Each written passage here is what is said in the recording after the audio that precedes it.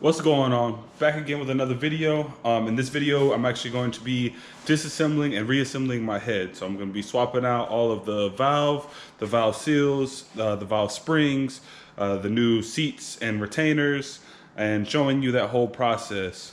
So the first thing I'm going to go ahead and do, I pulled a couple of them already. We're going to pull out the lost motion springs, and we're just going to set those to the side. I already got them sitting in a baggie over here. So we're just gonna set that all to the side. I'm gonna get you guys set up, and I'm gonna show you how I'm going to remove all of the factory components. So I got you guys all set up. What I'm gonna be using for this process, I got a 21mm ratchet with the extension on there. You wanna make sure that you have the extension on here. I'll explain that a little bit later on. But pretty much all I'm gonna be doing, I'm gonna take my rubber mallet and I'm gonna be putting it right on here and banging the back of it. And what that's gonna do is it's gonna put pressure on this spring. It's gonna push it down and it's gonna allow these keepers to pop out. So I'm gonna go ahead and do that, work my way all the way down.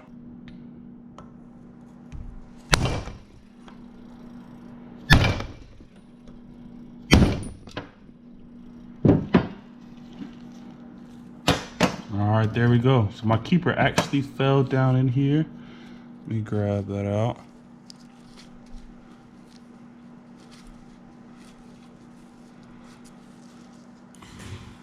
So I actually had a little issue with this one. One of the keepers actually had went under the top seat, the valve seat, and it wasn't allowing me to bang it and get the other one out. So I actually had to break out my tool on that one. So we're gonna see how this next one goes with the socket and hammer method. And if that doesn't work, I'll just go ahead and use my tool throughout the whole thing. It's gonna be a little bit more time consuming, but I do wanna make sure that I don't have any more issues like that. So let me go ahead and give this next one a whack.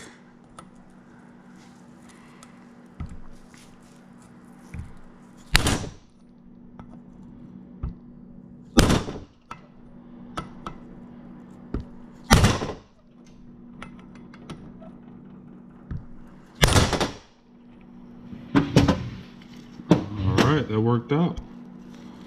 So, springs off of there. Get our keepers. All right, so I'm gonna just keep working all the way around just like this. I'll check back in with you guys if there's any more issues that I run into. Hopefully that was just a one-off right there.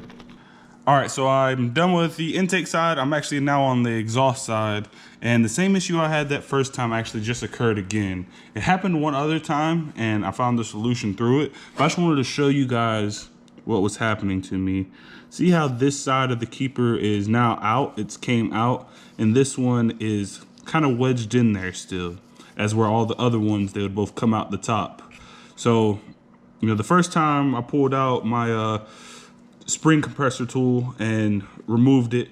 The second time it happened, I was like, well, let me just try out and see, you know, what will happen. So what I actually did is I just, you know, put the socket back on there and hit it again, hit it a good time, and it popped loose. Once I did that, you know, I looked at the keeper, nothing wrong with the keeper at all. So that's all that I have to do. I'm just gonna hit it.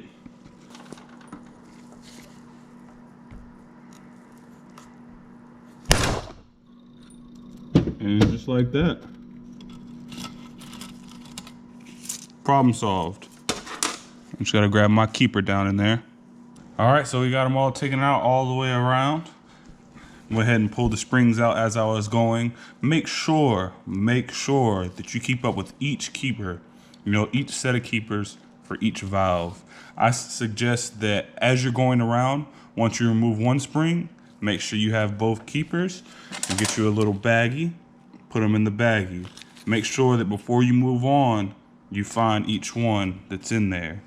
You know, one of the methods that kind of worked with me every now and then, as I was banging this on there, once you feel that tension come up, once there's no more tension, once it springs back on you, if you just hold it on there and kind of just tilt back, you know, it'll catch your keepers in here. Now, sometimes it still might fall out, or sometimes from the hit, it might make you bounce back and they fall down. But regardless, before you move on to your next valve, or removing your next spring, make sure you find each keeper, keep them in a little baggie. You're gonna need those. So now I'm just gonna go ahead and flip the motor on its side, and I'm gonna push out all of the valves. All right, here we go. I'm just gonna, push it out from the other side, pull it right out. That's all you gotta do. Pull it right out.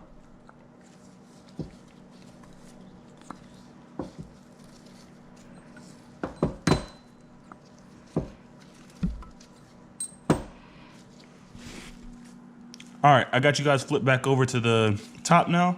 So all I'm gonna do is I'm gonna take my pliers and I'm just gonna grip onto it. I'm gonna wanna grip on maybe like midway. You don't quite wanna go all the way down because that's then going to apply more pressure and it's gonna work against you. So I'm just gonna get right here, kind of shimmy it back and forth and pull up on it.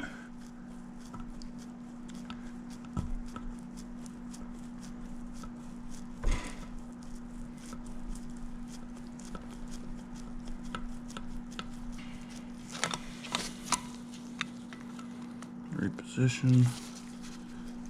There she goes.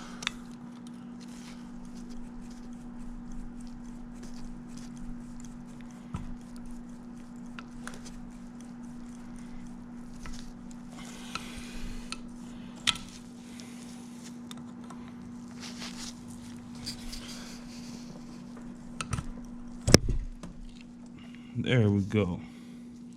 So got that one off. Just gonna move down and continue that. Let's get this next one.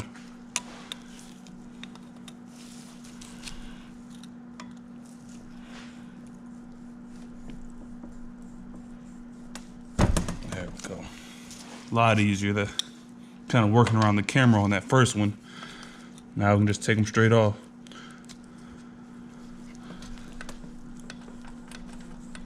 Oh yeah, coming off nice and easy. So I'm gonna go ahead and just go around and do all of that, and then I'll get back to you. Now that I got all the valve seals off, intake and exhaust side, I'm just gonna go around and take out the bottom retainers for the springs. I'm just gonna take my channel locks and just lock it around that bottom and pull them straight off. And just work our way all the way down, pull them straight off. Oh. Might have to wiggle it just a little bit. It's kind of oil behind it, might have it kind of suctioned in there. I'm just gonna work all the way around doing that. All right, so I got all of those out. Now I'm gonna go through and just clean everything up. So first I'm gonna go through just with my my little paper towel. It's my shop towel, my shop rags, the disposable kind of course. And I'm just gonna go through and get all of these major areas where there's still oil in there. Just get the majority of that up. And then I'm gonna go back through with my brake clean. And we're just gonna spray it all down, wipe it up nice and good, as well as kind of clean around the outside of the head, some areas I really couldn't get to as well before. Get that all cleaned up. You do wanna make sure that you are using the non-chlorinated and the kind that leaves no residue. Because after all said and done, if there's a residue in there, it's gonna slightly contaminate with your oil, and we don't want those problems, not at all, especially on a fresh build. So just wanna make sure that you get the non-residue leaving kind. So just gonna go around and do all this, spray her down, wipe her down. I'm gonna get back to you. All right, I got it cleaned up real good, all the way around. Clean the side, clean the other side. So now I'm just going to put it onto my cardboard box I got right here. This is a random box I had laying around. I just cut the tape out right here so that I can flip this upside down, and the spark plug tubes will be able to fall into that, so that I can get a good angle at the bottom of the cylinder head. Got it flipped over on my box. So I'm just going to take some Scotch-Brite pads. It's just like not quite as tough as a Brillo pad. It's just Scotch-Brite pad. It comes in bigger sizes. Like the ones that I have are, it's this size. I just cut that down into more kind of workable pieces instead of dealing with that whole big piece. So I'm just gonna pretty much try to get rid of some of this carbon buildup. This all around here, as well as on my exhaust side. So we're just gonna work on that. I'm gonna set you guys on a time lapse and we're gonna see how much we can clean it up.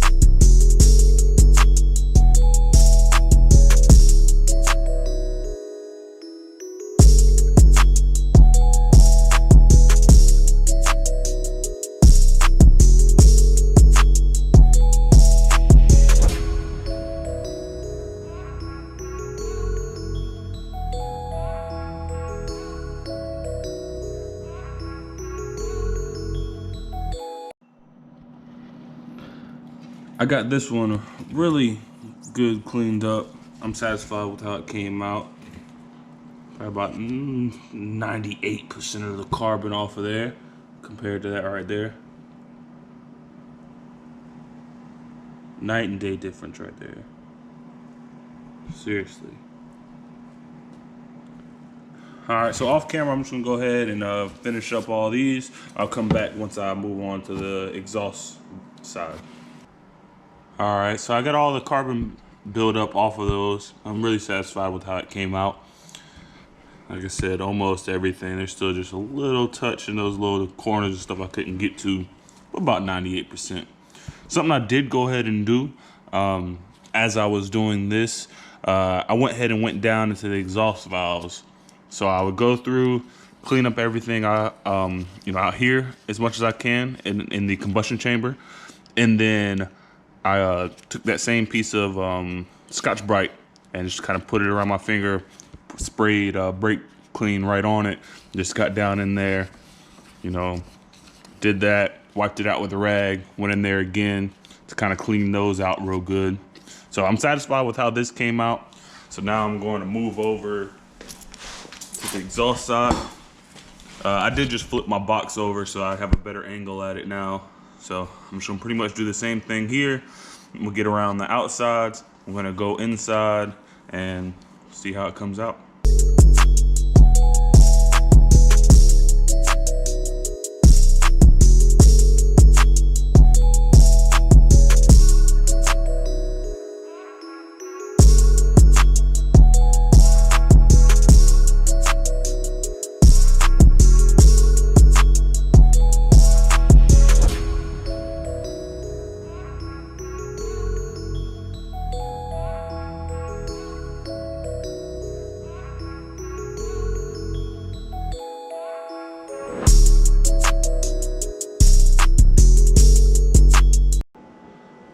All right, guys, I got her all cleaned up. She's looking good all the way around. Nice and good inside there.